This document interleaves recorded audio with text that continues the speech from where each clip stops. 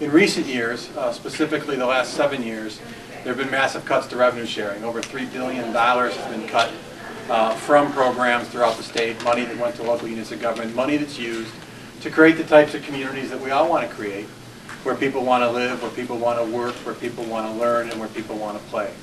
It's very incumbent upon the state of Michigan to really change the direction of what they've been doing of cutting these essential funds coming to local governments so that we can continue with the work of creating those types of communities here in Michigan. The governor and the Senate get it.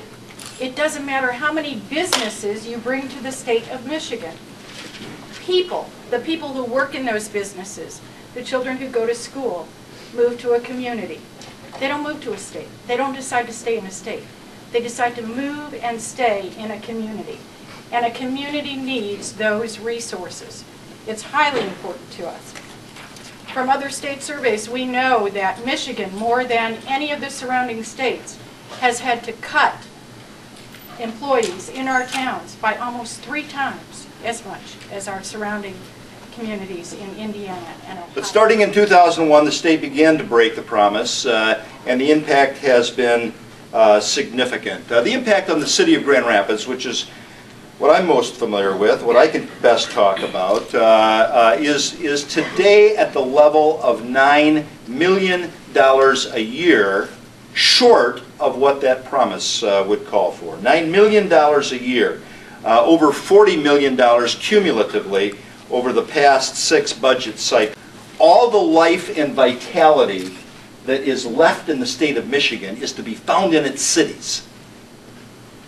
We can't afford to erode that life and vitality. Continued theft of local dollars to save state programs only sucks the vitality out of cities. But I call revenue sharing the vital community service, the vital city service fund, because we're where the rubber hits the road.